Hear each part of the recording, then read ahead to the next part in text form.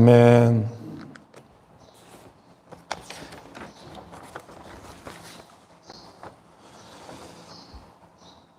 예수의 사람들은 그를 통하여 부르시는 부름 안에서 살아가는 사람들입니다. 그들은 이 땅에서 하늘의 부르심에 참여하는 사람들입니다. 하나님의 말씀 그리스도 예수의 이름 안에서 거룩하여진 사람들입니다. 그렇기 때문에 오늘 히브리서 3장에 함께 하늘의 부르심을 받은 거룩한 형제 자매들아, 우리가 믿는 도리의 사도이시며 대제사장이신 예수를 깊이 생각하라 라고 말하는 것입니다. 우리는 예수를 깊이 생각하며 예수 안에서 살아가야 됩니다. 왜냐하면 예수 안에 우리가 살아가야 할 하늘의 길이 그 안에 있기 때문에 그렇습니다. 무슨 길이 있는가? 신실한 길이 있어요. 주님은 동일하게 우리와 같이 이 땅에서 살아가셨지만 아버지의 부름 안에서 신실하셨습니다.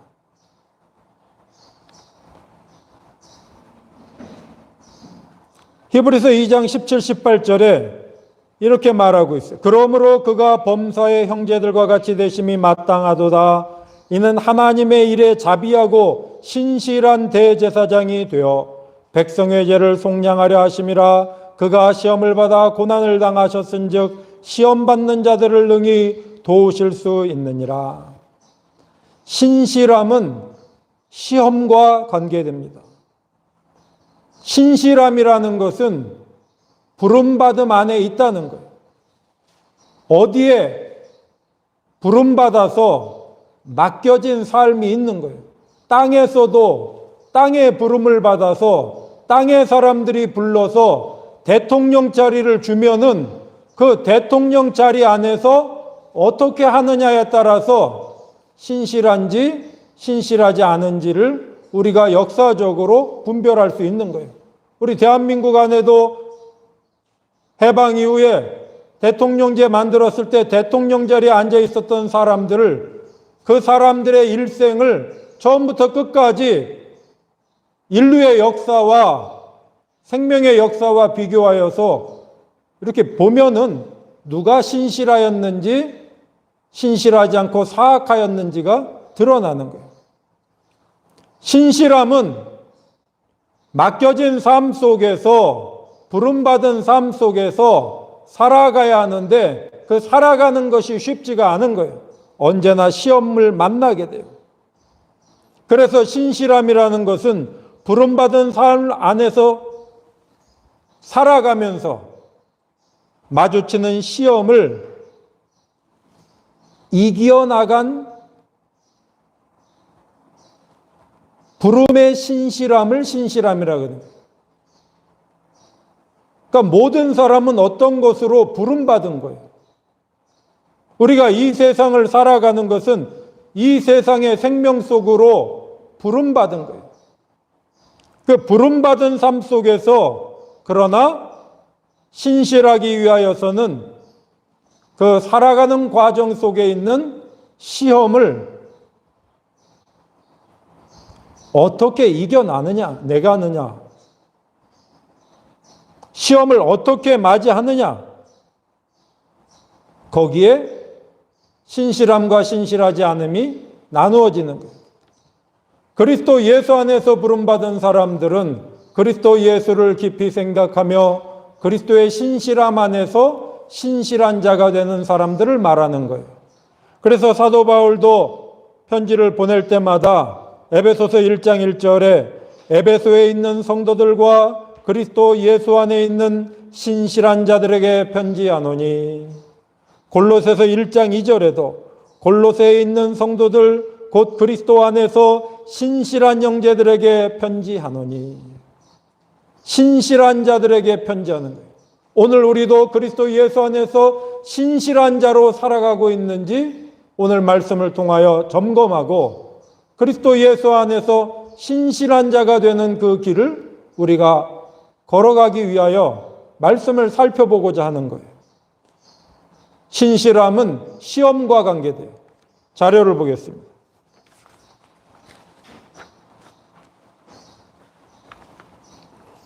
신실하는 히브리어로 네만이고 뿌리 글자는 알렙 mem눈 에서 왔습니다. 이 알렙 mem눈 에서 아멘이란 말이 또 나오는 거예요. 이 글자의 실체적 의미는 혼돈의 힘을 고유한 능력으로 다스려 지속적으로 살아가는 거예요. 신실함은 잘 다스리며 처음부터 끝까지 온전하게 지속적으로 살아가는 거예요. 지속적으로 다스려가는 거예요. 그래서 신명기 7장 9절에 신실하신 하나님이시라. 이스라엘의 하나님, 너희의 하나님은 신실한 하나님이시라. 너희는 그것을 알아야 한다. 그렇게 말하는 장면이 나오는데 거기에 하엘 하네만, 하나님은 처음부터 끝까지, 시작부터 완성까지 지속적으로 생명의 역사로 다스려 가시는 분이에요. 그 신실한 하나님의 부름을 받은 이스라엘은 그 신실한 하나님과 함께 신실한 백성들이 되어야 되는 거예요. 언제나 혼돈의 힘을 만나지만 그 혼돈의 힘은 다스림을 통하여 생명의 힘으로 변화되는 거예요. 근데 그 하나님이 부르신 부름 안에서 살아갈 때에 반드시 거쳐야 하는 과정이 있는데 그게 시험이에요. 시험. 이 시험하다는 히브리어는 나사라고 하는데 여기서 마사라는 단어가 나온 거예요. 이 나사의 실체적인 의미는 가시를 통과함으로 지속되는 생명이 있음을 나타나 지시함.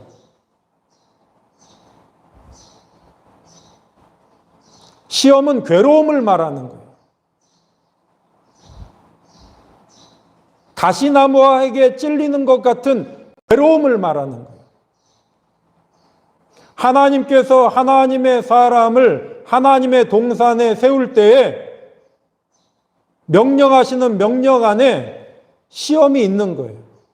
왜냐하면은 그 명령에 신실하기 위하여서는 가시 같은 도전을 잘 다스려 나가야 되는 거예요. 또 반대로 나타나 지시하는 일을 가시로 대적하기를 지속함. 그런데 그 괴로움을 약속으로 받아들이지 않고 괴로움을 불만으로 받아들이는 자들은 나타나 계시하여 가르쳐 주시는 일을 오히려 가시로 찌르는 듯한 비난과 비방으로 괴로움을 살아가요. 그래서 하나님의 사람이 하나님의 말씀에 부름받아 살아갈 때에도 괴로움과의 싸움이 있고 하나님의 말씀을 거역하여 살아갈 때에도 괴로움의 싸움이 있는 거예요.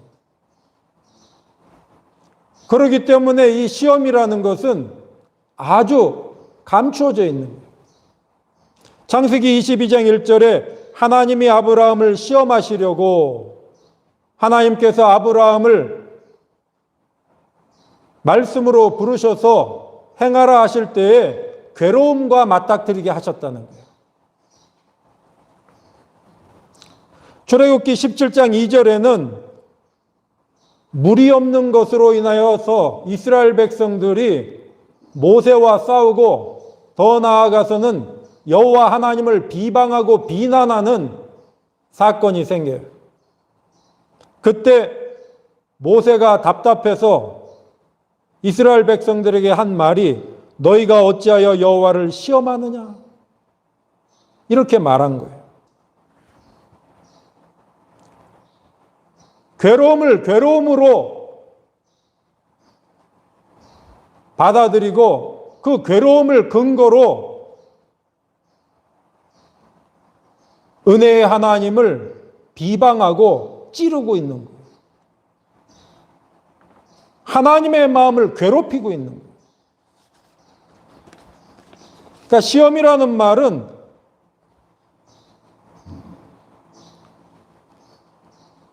괴로움을 만나는 거예요.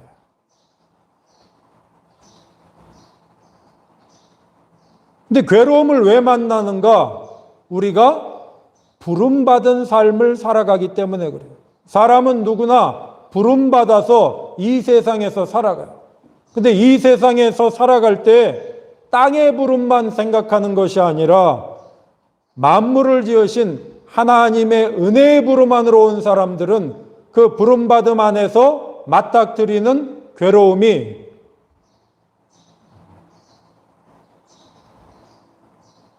영광의 고난인 것을 알고 싸우는 사람들을 말하는 거예요.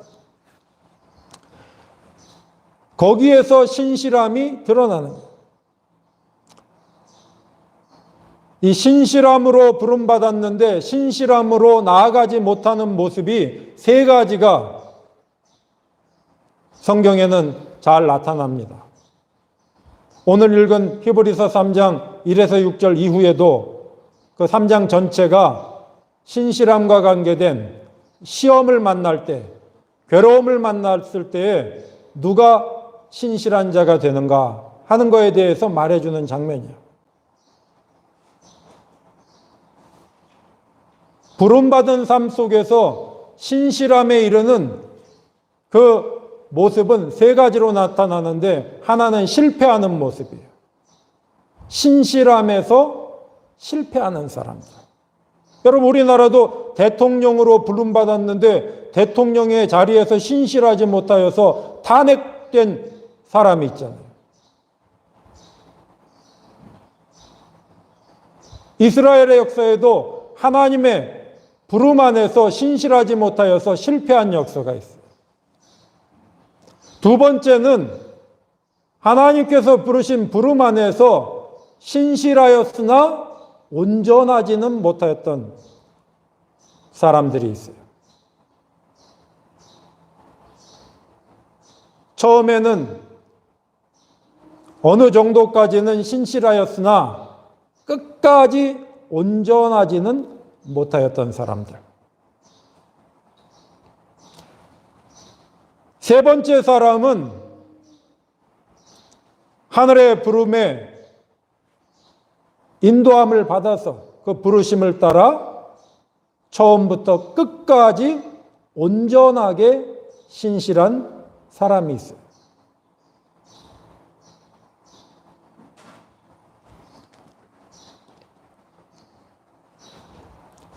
출애굽기 17장 1절에서 7절과 민수기 20장 1절에서 13절 사이에는 동일한 형태의 사건이 두 번에 걸쳐서 나타나요. 17장 1절에서 7절에 하나님의 은혜로 말씀을 따라 출애굽한 이스라엘 백성이 광야길을 가다가 물이 없자 모세를 비난하고 나아가서 여호와를 시험하기까지 했어요. 그래서 모세가 이렇게 말합니다. 백성이 모세와 다투어 이르되 우리에게 물을 주어 마시게 하라. 모세가 그들에게 이르되 너희가 어찌하여 나와 다투느냐? 너희가 어찌하여 여호와를 시험하느냐? 하나님의 부름 안에서 살아갈 때 맞닥뜨리는 괴로움을 비난의 근거로 삼고 있는 거예요. 여러분, 괴로움은 싸워 이겨야 하는 우리의 소명인 거예요. 그 어떤 사람도 평탄하게 살아가는 사람은 아무도 없어요. 괴로움과 싸우지 않는 사람은 신실하지가 않은 거예요. 어떻게 사람이 괴로움과 싸우지 않고 사람답게 살 수 있어요? 어떻게 나라가 괴로움과 싸우지 않고 나라답게 살 수가 있어요? 여러분, 이번에 문재인 대통령이 G7 세계의 가장 잘 사는 민주국가라는 G7에 초청받아서 거기에 회의에 참석하고 오스트리아와 스페인에 국빈 방문을 하고 돌아왔어요. 여러분, 여기에 무엇을 느끼셨어요? 대한민국의 국격이 높아졌다? 물론 맞죠. 저는 여기에서 희망을 보았어요. 무슨 희망을 보았는가? 이 세상의 나라의 지도자들 중에는 여전히 훌륭한 사람들이 많구나. 여러분, 나라마다 코로나로 인하여서 괴로운 일들을 많이 겪은 거예요. 미국도, 영국도, 프랑스도, 독일도, 이탈리아도, 스페인도, 오스트리아도 다 괴로움을 겪었어요. 그런데 거기에 차이가 있는 거예요.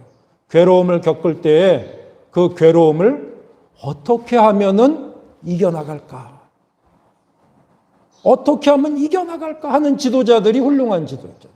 근데 G7의 그 정상들이 세계를 보니까 대한민국의 지도자가 그를 잘 이겨나가니까 과거의 영광에 의지 않고 옛날에는 내가 최고의 나라다, 미국이다, 영국이다, 프랑스다, 독일이다, 이탈리아다 이렇게 의시되지 않고 훌륭한 사람을 보니까 자기 나라의 어려움을 극복하기 위해서 문재인 대통령을 초청해서 같이 도와달라, 협력하자. 여러분, 이 얼마나 위대한 사람들입니까? 모든 사람이 그러는 거 아니에요. 세상에 많은 지도자들이 있지만은 어려움을 만나서 괴로움을 당할 때 이것을 어떻게 하면 극복할 수 있을까 하는 지도자들이 신실한 지도자예요.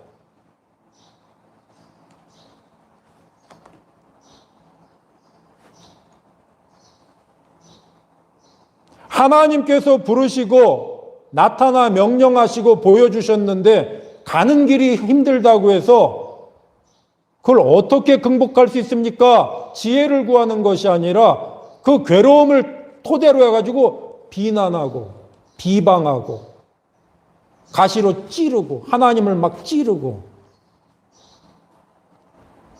근데 이게 한 번이면은 실패라고 말하는 게 아니에요.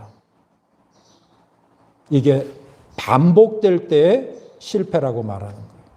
그래서 민수기 20장 2절에서 13절에도 가데사 무리바 물 사건이 또 생기는 거예요. 비슷한 일이 또 생겼는데 여전히 변함없이 물이 없다고 막 악담을 하고 그 괴로움을 비난의 근거로 사용을 하고 있는 거예요. 그래서 민수기 20장 3에서 5절에 백성들이 이렇게 또 말해요. 백성이 다투어 말하여 이르되 우리 형제들이 여호와 앞에서 죽을 때 우리도 죽었더라면 좋았을 뻔하였도다. 이곳에는 파종할 곳이 없고 포도도 없고 석류도 없고 마실 물도 없도다. 차라리 죽었으면 좋겠다. 이게 얼마나 막 내뱉는 말입니까?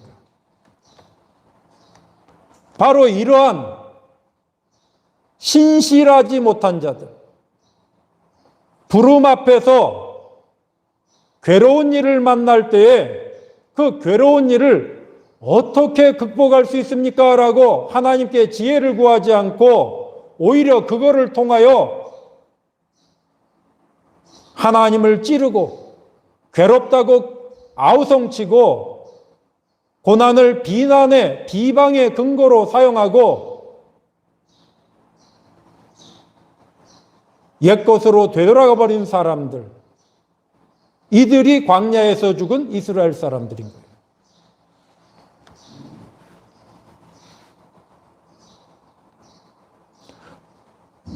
하나님의 사람들은 그렇게 살아서는 안 된다는 거예요. 그것을 우리에게 가르쳐 주시기 위하여 말씀을 기록해 놓으신 거예요.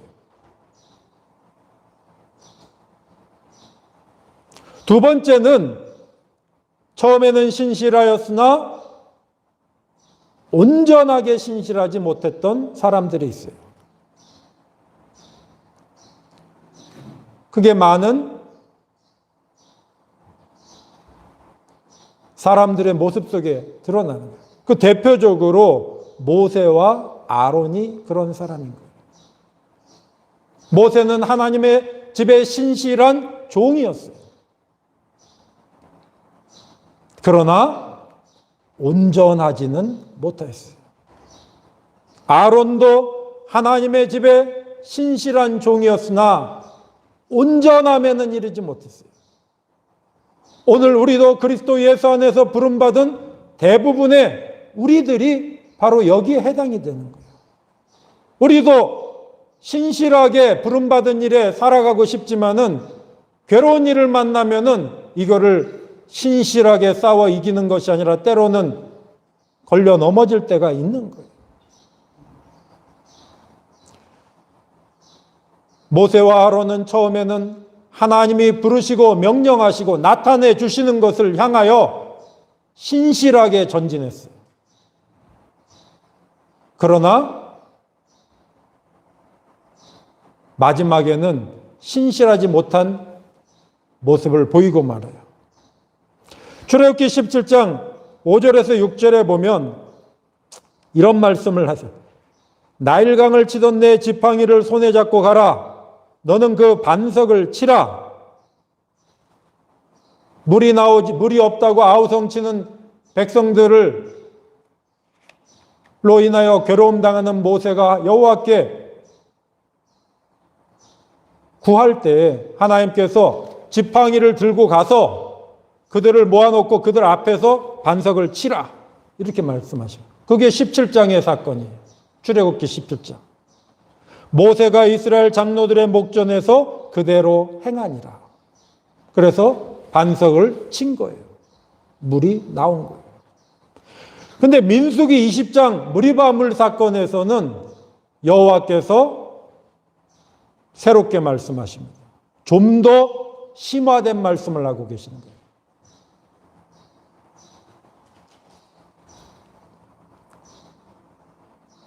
민수기 10장 7절에서 11절에서 이런 말씀이 있어요. 여호와께서 모세에게 말씀하여 이르시되 지팡이를 가지고 내 형 아론과 함께 회중을 모으고 그들의 목전에서 너희는 반석에게 명령하여 물을 대라 하라. 이번에는 지팡이를 들고 가라까지는 똑같았어요. 두 번째는 반석을 치라 그러시지 않고 반석을 향하여 말하라 이렇게 말씀하신 거예요. 명령하라. 그런데 말씀에는 모세가 그의 손을 들어 그의 지팡이로 반석을 2번 치니 물이 나왔다는 거예요. 그런데 여기 이 물을 마시고 난 뒤에 여호와께서 모세에게 엄중한 말씀을 하시는 거예요. 민수기 20장 12절에 여호와께서 모세와 아론에게 이르시되 너희가 나를 믿지 아니하고 이스라엘 자손의 목전에서 내 거룩함을 나타내지 아니한 거로 너희는 이 회중을 내가 그들에게 준 땅으로 인도하여 드리지 못하리라.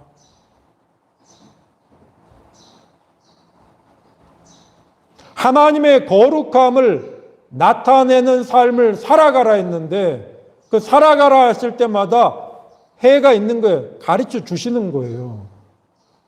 우리가 뭘 살아가는 게 아니라 나타나는 거예요. 저도 이번 주에 깜짝 놀란 게 아니 내가 심지도 않았는데 어디가 이렇게 많이 열렸을까? 오디나무에 오디가 열렸어요. 작년까지만 해도 오디가 열리질 않고 잘 안 보였기 때문에 그게 무슨 나무인 줄 몰랐는데 오디가 주렁주렁 열린 거예요. 주렁주렁. 제가 물어봤어요. 누가 심으셨습니까? 안 심으셨다는 거예요. 하나님이 창조한 창조의 질서 속에 새들이 거기다가 똥을 싸면 거기에서 자랄 수도 있는 거예요. 누가 심지 않았어도 자연 안에는 생명이 이렇게 약동하고 있다는 걸 보여주고 있는 거예요. 사람은 그래서 그런 거를 보고 농사도 짓게 되고 그런 거를 보고 목축도 하게 되고 그런 것이지 없는 데서 창조해내서 살아가는 게 아니에요. 하나님의 백성은 하나님의 말씀으로 부름받았으면 말씀을 따라 동으로 가라 그러면 동으로 가는 거고, 다시 하나님께서 이번에는 서로 가라 그러면 서로 가는 것을 살아가면 되는 거예요. 그게 온전한 거예요. 때로는 그게 힘들지만은 그 말씀을 따라 전진하는 게 온전한 것인데, 모세와 아론이 잘 가다가 자기 성정에 못 이겨서 말씀을 나타내지 않고 자기 성정을 나타내고 온전하지 못함을 나타냈다는 거예요.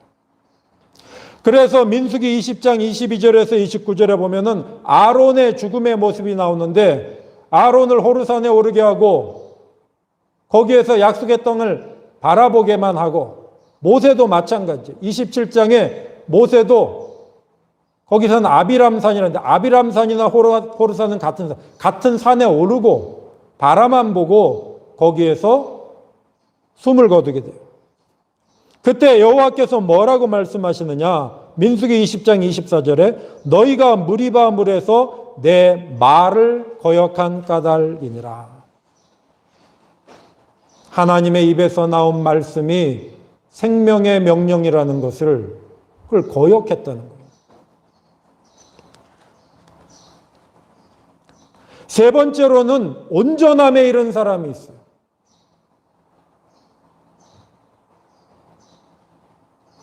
믿음의 온전함. 아브라함의 믿음과 예수의 온전함. 창세기 22장 1절에서 19절에는 아브라함을 시험하시는 하나님의 그 말씀에 고통스럽지만은 아브라함이 믿음으로 따라간 거예요. 믿음으로 신실했어요. 그것에 관하여 히브리서 11장 17절은 이렇게 말합니다. 아브라함은 시험을 받을 때에 믿음으로 이삭을 드렸으니 이삭으로 말미암으리라 하셨으니 그가 하나님이 능히 이삭을 죽은 자 가운데서 다시 살리실 줄로 생각한지라. 약속에 의지하여 시험을 이겼다는 거예요. 우리 주 예수 그리스도께서 아버지의 명령을 따라 이 땅 위에 보내심을 받아 부름받은 삶 안에서 온전한 신실함을 이루어내신 거예요. 히브리서 5장 7절에서 10절 중에 이런 말씀이 있어요.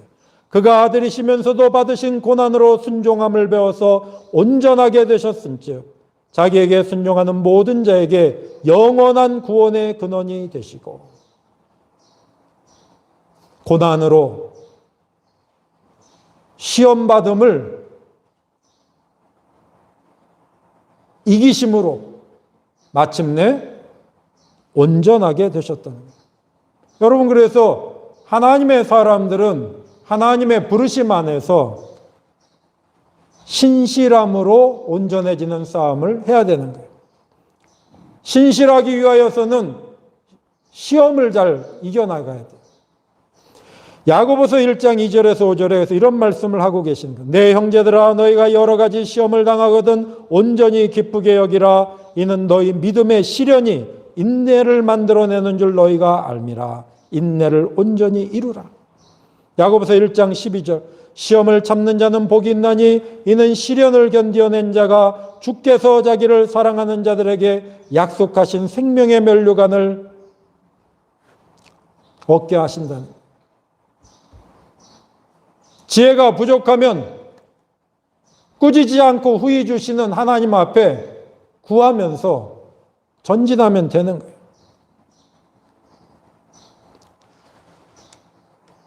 아버지의 약속을 소망 중에 굳게 잡고 신실한 자가 될 수 있도록 온전하게 신실하신 예수의 이름을 의지하며 우리는 전진해야 됩니다.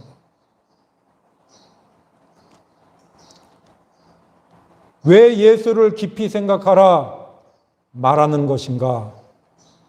예수님만이 온전하게 신실하셨다는 거예요.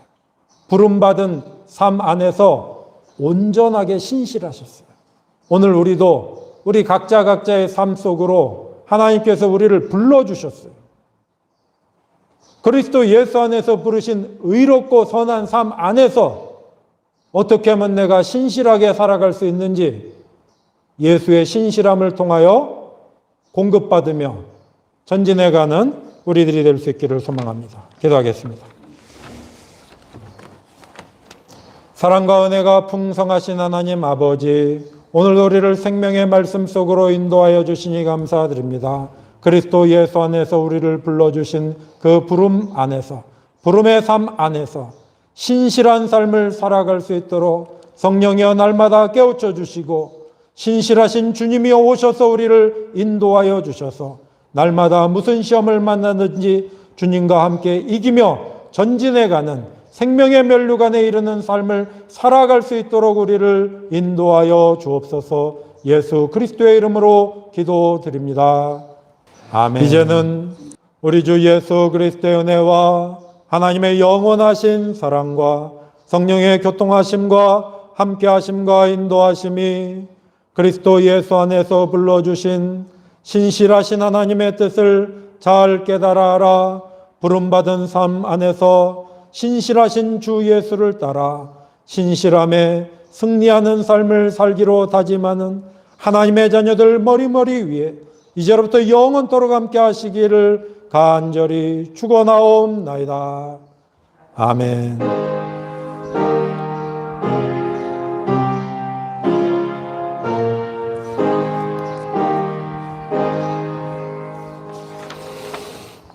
네, 예배를 마치겠습니다. 우리 반갑게 인사하고 마치겠습니다. 샬롬.